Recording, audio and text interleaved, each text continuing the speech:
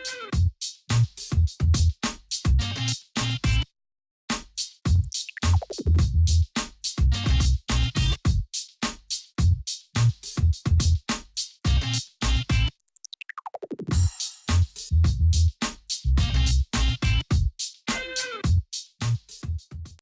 name's Tom Ramsey. I am originally from right here in Vicksburg. I grew up on Glenwood Circle. Left here in 1983, and yeah, lived some cool places. Been around, done a lot of different stuff. Most of my professional career, I was an investment banker. I was a mergers and acquisition specialist, concentrating on the reinsurance industry, and so naturally now I'm a chef.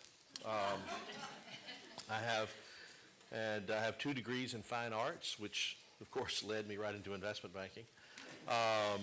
I have been a investment banker. I was a lobbyist. I was a tobacco executive.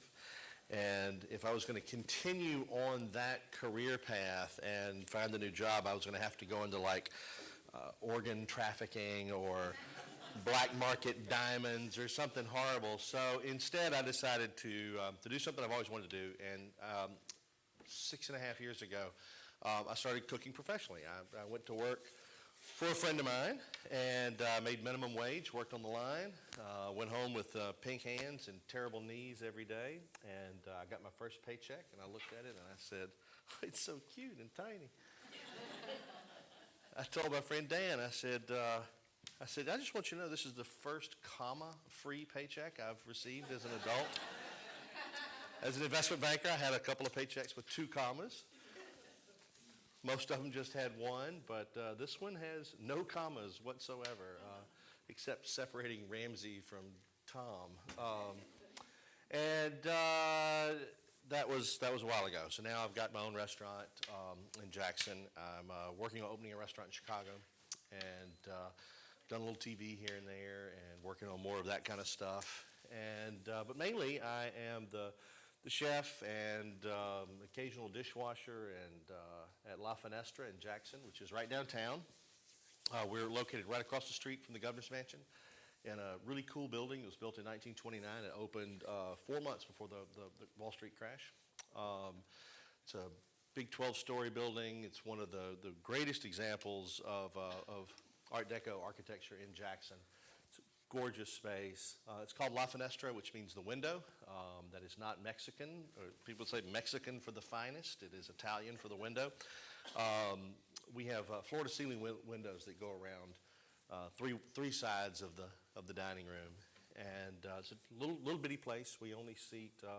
If I have an ass in every single chair, including the bar stools, then we can seat 56, and so it's a small place. Weekends, if you want to come over on a weekend, I'll just tell you before you drive to Jackson, call by Wednesday. The mainstay of our menu is fresh pasta. So tonight, I'm going to teach y'all how to make fresh pasta. Unfortunately, y'all can't probably see anything I'm doing up here. So if y'all would like to come stand around up here, y'all are welcome to do that too. How many of y'all have made fresh pasta before? Oh, good. So this isn't a totally foreign concept to you. Great. This is going to be a soft pasta dough as opposed to a hard pasta dough, which is made with semolina. This is a dough that is a great all-purpose dough. If you're going to use it right away, you can use it for spaghetti, you can use it for lasagna, you can use it for ravioli. We also make a semolina pasta dough, which is a harder dough. But this is a nice one to get started with.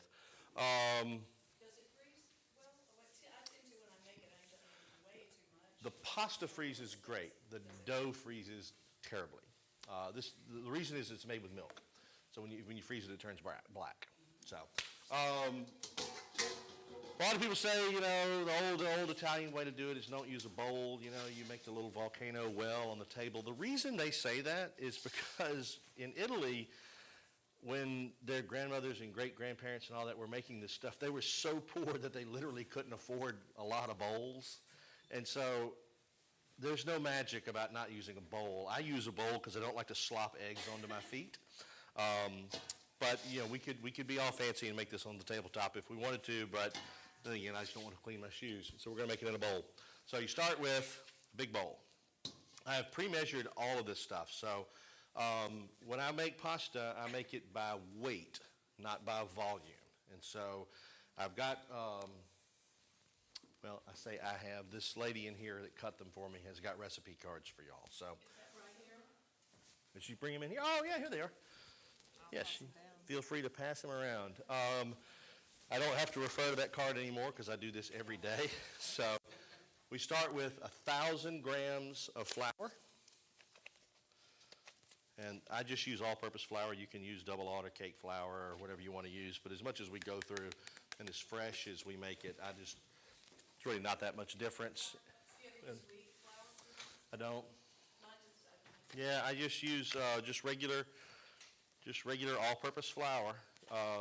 We buy it in 200-pound bags. So it's if we're going to keep our prices down, then I tend to shy away from things that are really expensive, like cake flour and double aught flour and all that. And you take your hand, make a fist, and you just push it around in the bowl to make just a real deep well right in the center. And we're going to take 460 grams of egg yolks. I'm just going to pour that in the well right there in the middle. And how many eggs is that? Approximately how many eggs? I have no idea.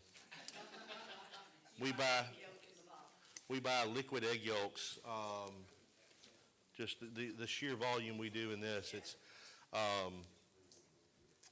and then this is 80 grams of milk. Now, if you wanted this to be squid ink pasta or spinach pasta, this is where you make that happen. Instead of using milk, you would use a little bit of milk and then the rest squid ink or spinach puree or red wine or beet juice or any of that kind of stuff. When you're adding this 80 grams of liquid, there's nothing magical about it being milk. It could be water. I just like the milk adds a little more protein, which strengthens the pasta. But when we make squid ink pasta, I use about 20 grams of milk and the rest squid ink, and it turns the pasta black. This is 35 grams of olive oil, and I use really good olive oil. This is from a company called the California Olive Ranch. I don't know if y'all saw it. There was a big article in the New York Times about fake olive oil. About 65% of the olive oil you buy is not olive oil, even from the high-end people. It's ridiculous what's happened in that. It's California Olive Ranch is 100% beautiful, gorgeous olive oil. It's very floral. The only commercial brand that they found that was actually 100% olive oil is Pompeii, which is the one most people don't like because they think it's cheap. But these are these gorgeous farm fresh eggs. Look how dark that yolk is. It's almost orange. We'll put in 2 eggs, 2 whole eggs. Oh, those are great. We're about to get chickens at my house. My neighbors are going to love me. And then we're going to put in just a little, half teaspoon of salt. And that's just a good kosher salt, not iodized. Then, the fun part. We're going to get our hands dirty. Y'all see this? Everybody, you hold it down here where everybody can see. All right. So what I'm going to do is I'm going to reach in here, I'm going to pinch these egg yolks and go ahead and break those. And you just start stirring in the middle.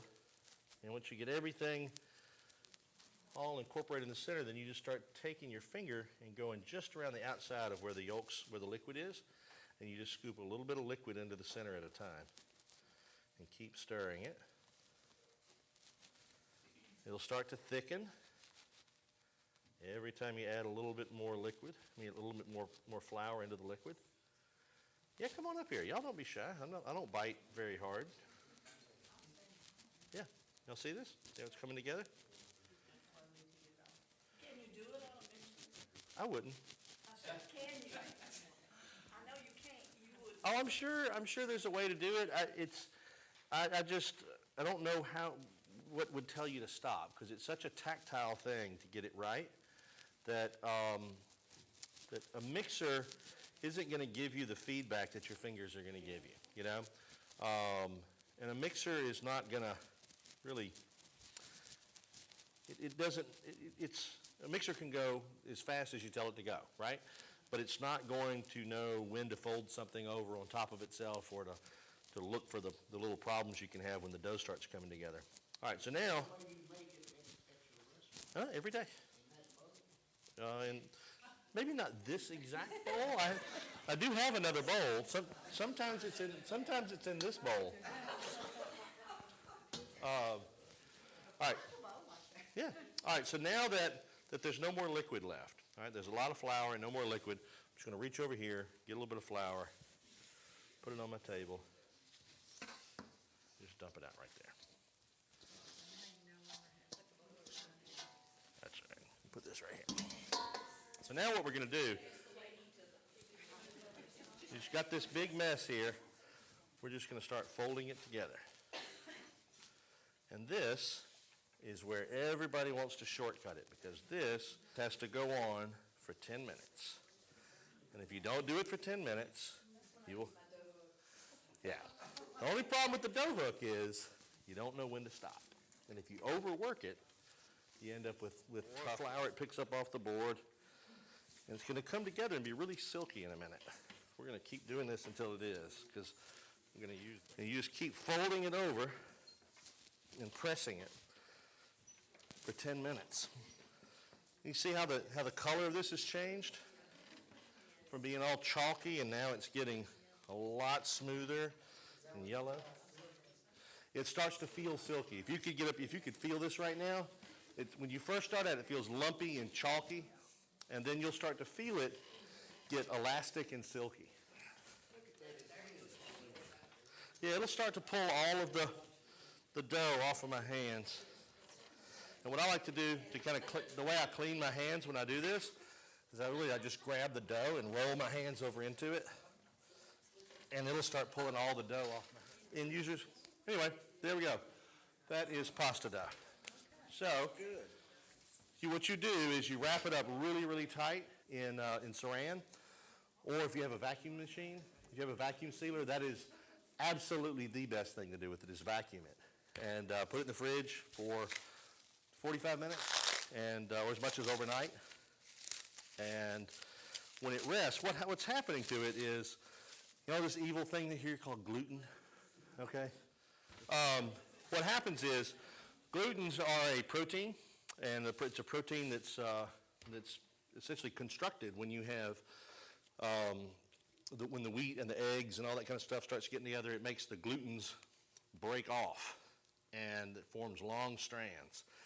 And that's what gives it its elasticity. It's why, bread has its chewiness and elasticity, and why we use wheat. And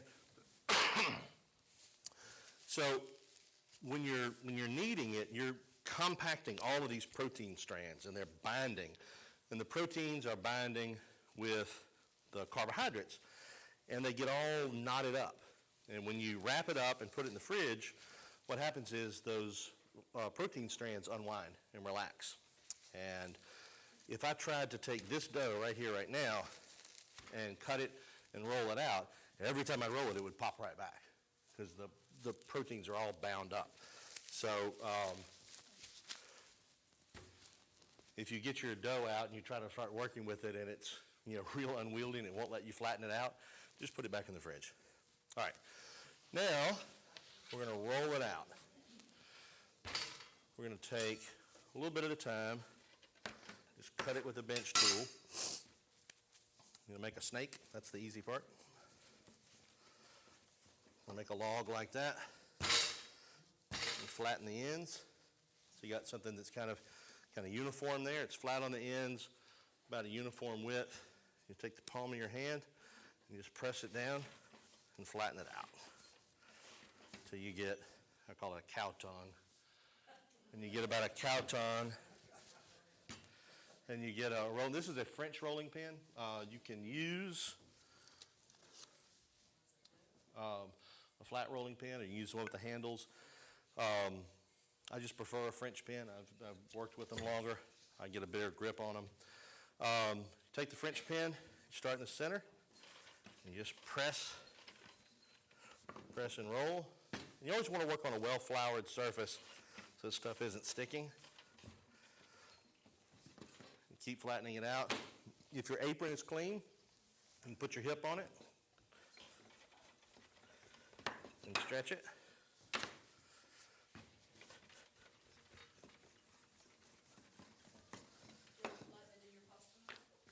We're going to flatten the pasta maker in a minute, but you have to get it to where it'll fit in there.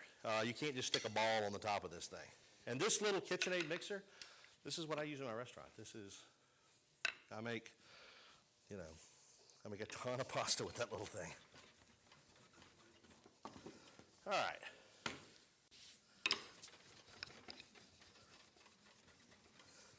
All right, so now we got it where it's a manageable length. We can work with it. You want to get it nicely floured on each side. And we're going to start with it on the number 1 setting.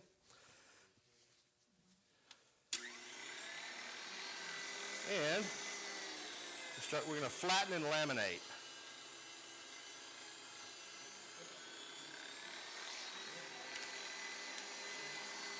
You run it through a couple of times on the first setting. Roll it out here to the second setting. And start over. And what you want to do is, you're rolling it lengthwise. So now we're going to fold it over. And we're going to flatten it out this way. And what you're doing is you're laminating the pasta, which strengthens it. It's like kneading it all over again. And we do this.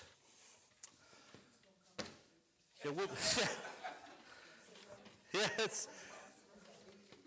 But I'll tell you the difference between homemade pasta, and dried pasta is so monumental that it's not even worth comparing. Now, there are some dishes where you want to use a dried pasta, but for this particular exercise here, we're going to keep using the good stuff. All right, so now you go back to 1 again.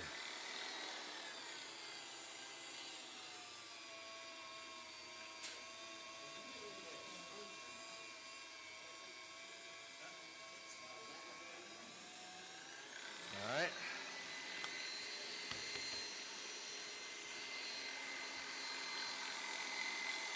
So we laminated it once by folding it against itself. This time, roll it out to a 3 this time.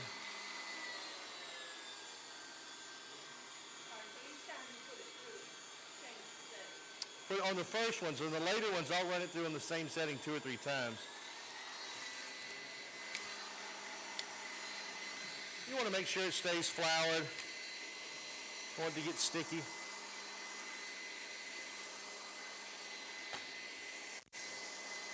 They're going to hate me in here tomorrow.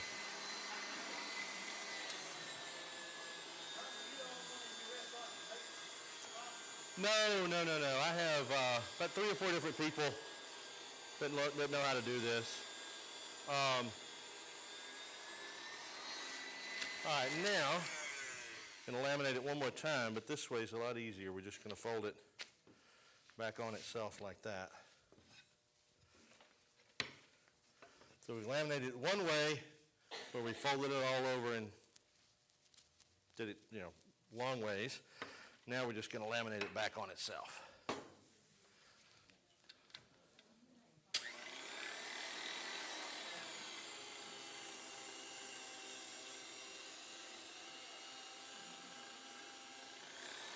Now we're going to roll this all the way out to the number 5 level.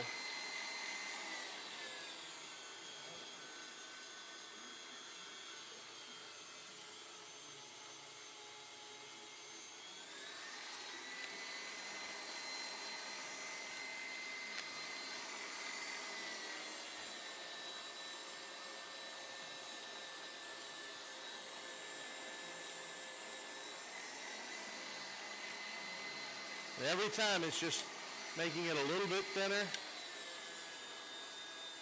and a little bit wider.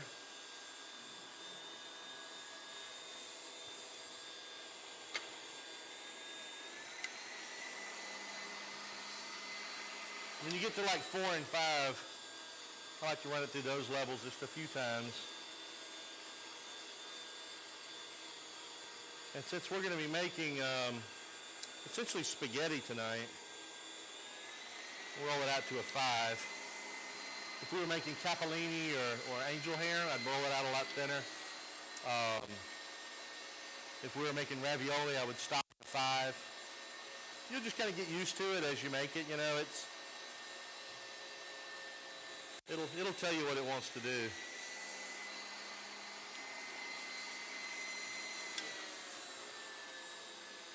It's amazing that one little piece of pasta is made this much. Y'all see how much we got here?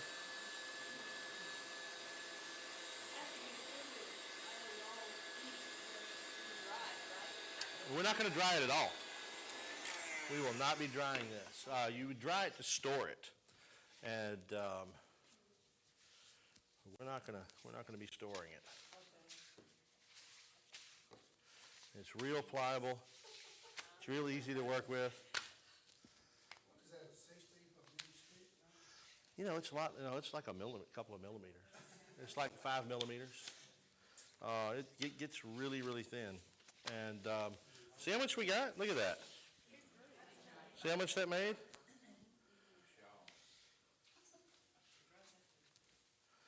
And this will, you know, this will make. We'll see how much we make out of this one. And the reason you want to do all that lamination is now this is strong. This is good, strong stuff. It won't. It's not going to bend. It's not going to. You know, it's not going to tear up. It's just. It's really good stuff. And how many people we got in here? All you would do to make the spinach pasta is when you're adding that milk, just substitute spinach puree or spinach juice for the milk, and it'll make it just right. Now, then what we're going to do with it next is I'm going to show you how to make a pesto sauce. We're going to make just a really simple dish. I didn't want to, at my restaurant, we try to teach people that pasta in an Italian meal is a course, not the meal itself. We started out serving, you know, like 3-ounce, little 3-ounce pieces of portions of pasta, and people would go, "Where's the rest of it?" So our pasta courses now are large enough to feed, you know, a Mississippian. We're doing, I think, 5 ounces of pasta on a dish, and but we tell them this size portion is really meant to be shared by 2 people at the table. This should be the course before the secondis, and it still doesn't work. People just. Yeah. What we found is that as much as we try to educate people that, you know, and the same thing with the bread and olive oil at the beginning. They're like, "Don't we get bread and olive oil?" I said, "No, you don't get bread and olive oil. That is a purely American thing, and is a terrible, terrible, terrible way to start a meal, because what you're doing is you're taking something unbelievably viscous and palate coating like olive oil, and you're just dunking it in. You're probably eating 2 tablespoons of olive oil, and so your entire mouth is completely and totally covered in olive oil, and then you get your food, and it's like, well, it's okay, you know. And so people say, "Can we get bread and olive oil?" And we just go, no. So you can't taste the flavor of the food. You can't, because you filled your whole face up with something that literally coats all your taste buds and prevents you from tasting as much. And all right, now that we've got our sheets made, there's a few different ways we can do this. I'm going to show you all a couple of them, and then I'm going to do the fast way. What a lot of the Italian grandmothers would tell you is cut pasta should be cut with a knife. And so what they would do is take this pasta right here, square off the ends of it, start folding it. You fold it down until it's a little bit bigger than a cigar. Take a very sharp knife and start cutting it. And there you have There's your noodles. All right, that's all cute and everything, but I've got a machine that does that a lot faster.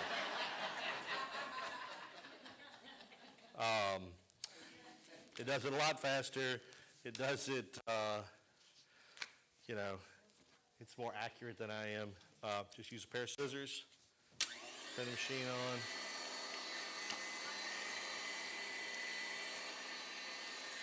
And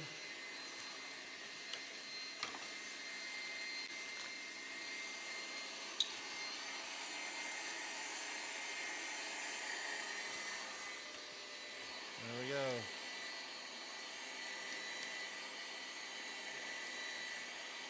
Just kind of eyeball it.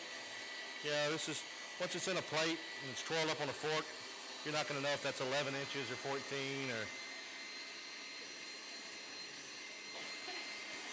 And what you're going to want to do is put some flour on it, toss it around, let the flour coat it. Set it aside and keep going.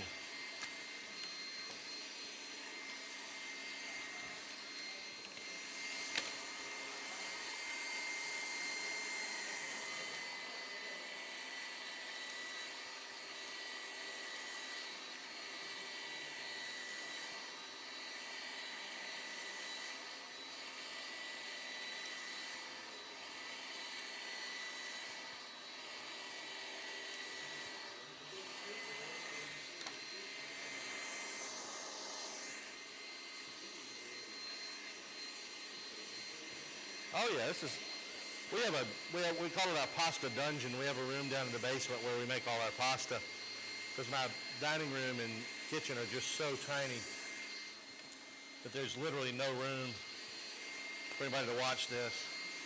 People get real excited when I give them a tour of the pasta dungeon.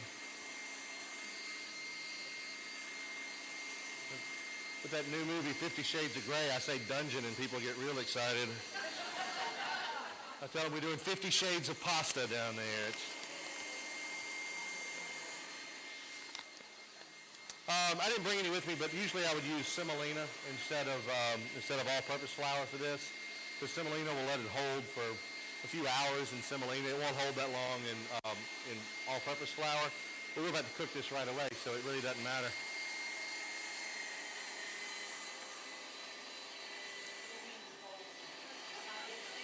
Not get sticky, not stick to itself. When we make pasta in the morning, that pasta's got to hold up and not stick together and be available for service at night. So the semolina dough is a very hard, very dry. Semolina flour is very hard and very dry, and will allow you to hold the pasta. And so what we do is, after I make a big batch like this, I have a scale, and I toss everything in semolina, and we toss it real high. I'm trying not to make a mess on these people's carpet, but you toss it real high, and you constantly flip it and toss it in the semolina so that it gets a little, because this is still wet, and the semolina helps to dry it, and when it's drier, it holds longer. Now, if you wanted to dry this pasta, what you would do is when you're cutting it, instead of just tossing it like I do, you'd hang it over a rod, and they make these little stands about this tall. You can dry a couple of pounds of pasta on them. You just let it sit sit at room temperature for a day or two, and it firms right up. All right, so now we got lots of pasta here. I'm gonna spread it out so that it doesn't clump up on us. We're gonna make some pesto.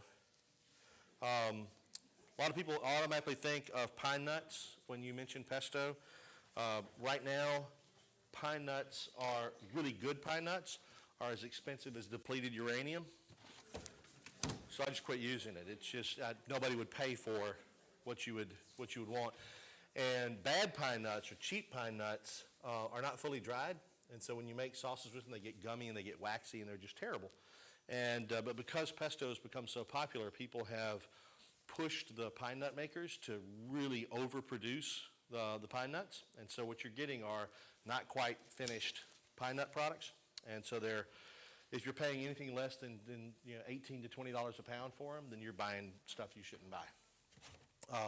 But you can use pistachios, you can use pecans, you can use walnuts, you can use hazelnuts, you can use all kinds of good stuff. All right, so what we're going to use, let me get my big old, you don't have to have one of these blenders. These things are nice and they're expensive and they look great on your counter if you're trying to impress your friends, but any household blender would work. We use this because I go through so many of them. I started out using a regular home blender and I bought 6 in the first 3 months we were open. Then I bought this monster. This will grind up a car.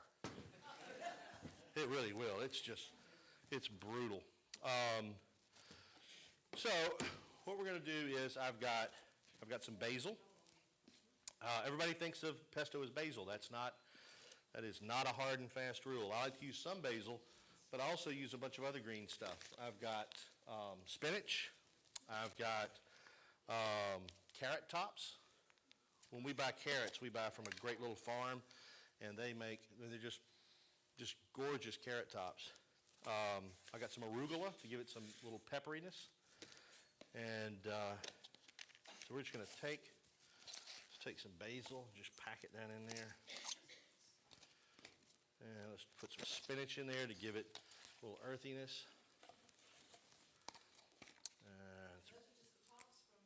Carrots? Sure. Yeah. We use carrot. When we buy carrots, we buy from a little farm called Covey Rise Farms. And they have just gorgeous carrots, and the tops are just really pretty. So we use them for salsa verde. We use them for spinach. We'll take carrot tops and dip them in tempura batter and fry them and serve it over the top of braised or charred carrots.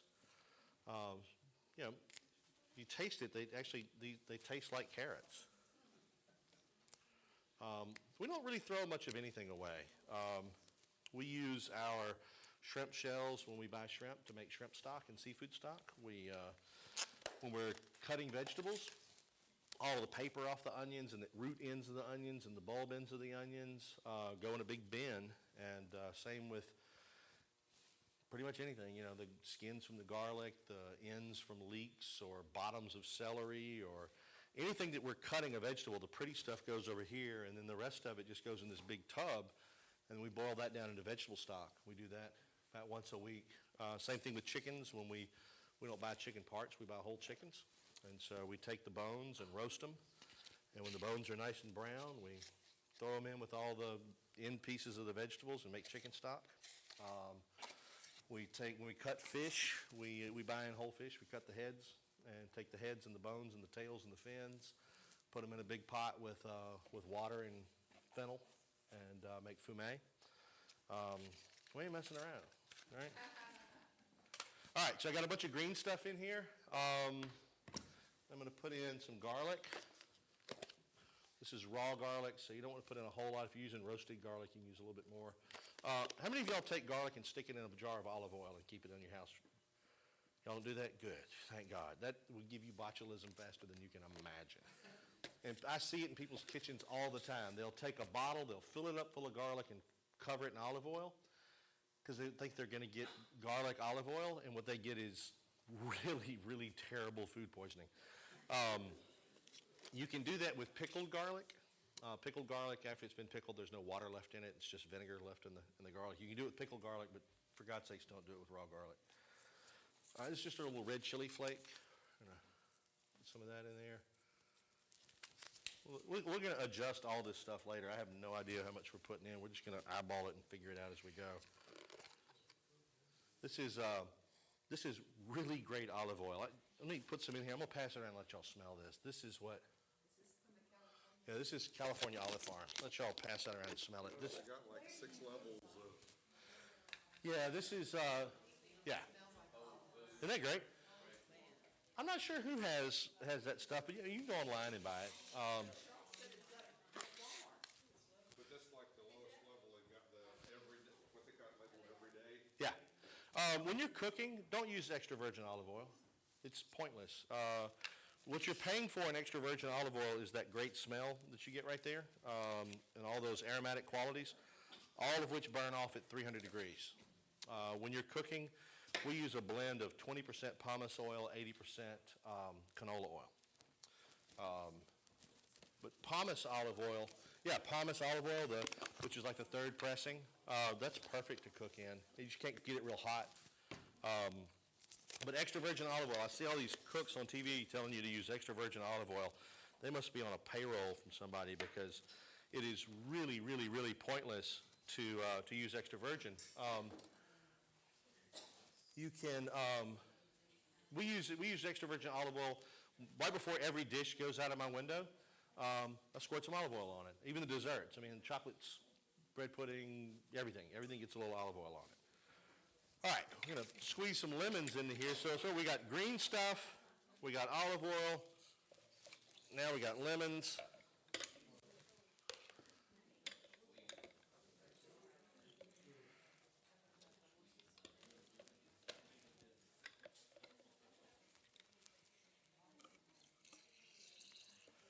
And we're just going to pulse this, and then we're going to add some Parmesan cheese to it, or you can use Pecorino, you can use Romano.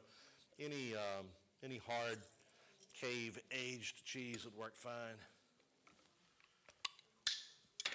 All right.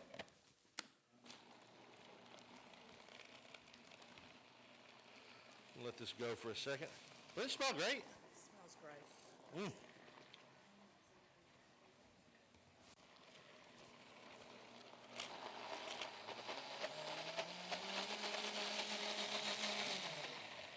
All right, now we're going to add, now that that's like a paste, we're going to put the nuts in. This is just shelled pistachios. Do you like pistachios versus the other nuts? This is what I grabbed when I reached into the pantry today. So, and if this is Parmesan, you could use Taleggio, you could use, there's plenty of good cheeses you could use. Now I'm going to add a little more olive oil because I want it to have I don't want it to be a full-on paste. There's some applications where I would make a pesto that would be very pasty, but this, for a sauce like this, we're going to. All right. So now we have our pesto, we have our pasta. Let's cook. Now, when you're boiling pasta, you want a lot of salt in the water. A lot more than you would think. You want it to be literally salty you want it to taste like the ocean. Now, one good thing about fresh pasta, it takes no time to cook. I mean, it cooks in 1 minute. So once this gets going here, I want to make sure I've got room to work, because it's going to go quickly. Now, I'm going to we'll break my own rule and use this because it's all I got. Put a little olive oil in here.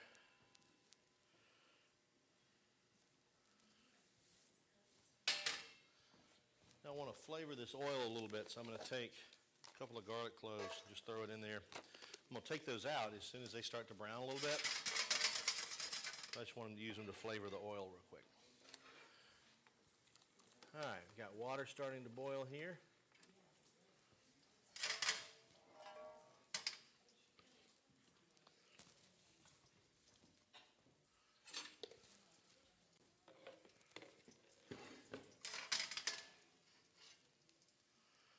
And when this garlic just starts to brown, I'm just going to pull it out and set it aside.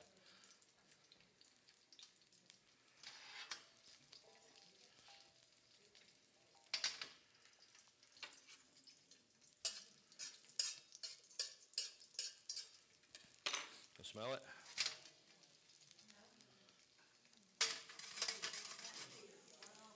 So are you gonna boil the pasta, then throw it in the skillet, then throw it in the plate and put fire?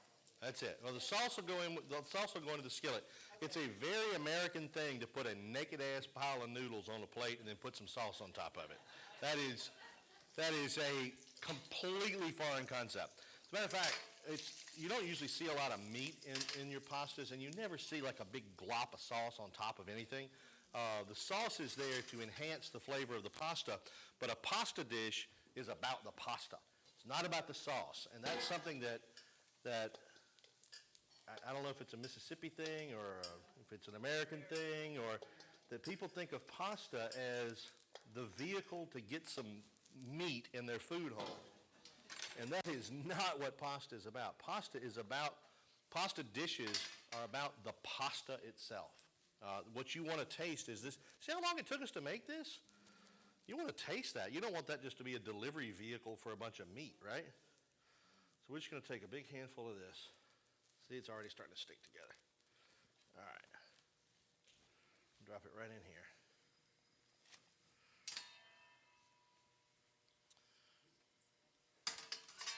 All right. Oh, just a little bit of oil in the bottom there.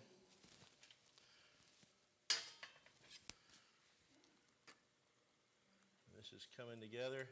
You don't want it to stay in there very long, just long enough to soften it up and to fully hydrate the noodles. So while that's happening, we're going to take a little bit of our pasta water. Leave it over there. Put the sauce in. Put that in there.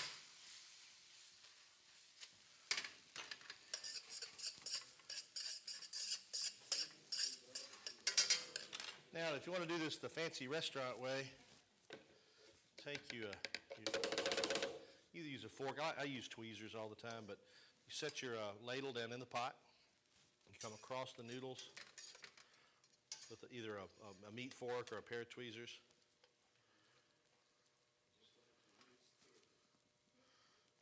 Spin it together down in there. Okay, and we're going to take just a little bit of the sauce and put it on the bottom of the bowl. Like that.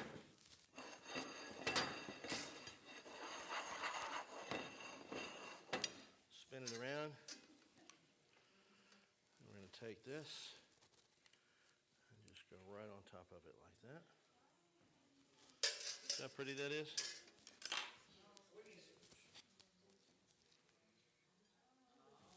that on it. I'm going to take a little bit of olive oil. Drizzle it around. I like a little heat with my food, so I'm going to put just a little bit of red chili flakes. There you go.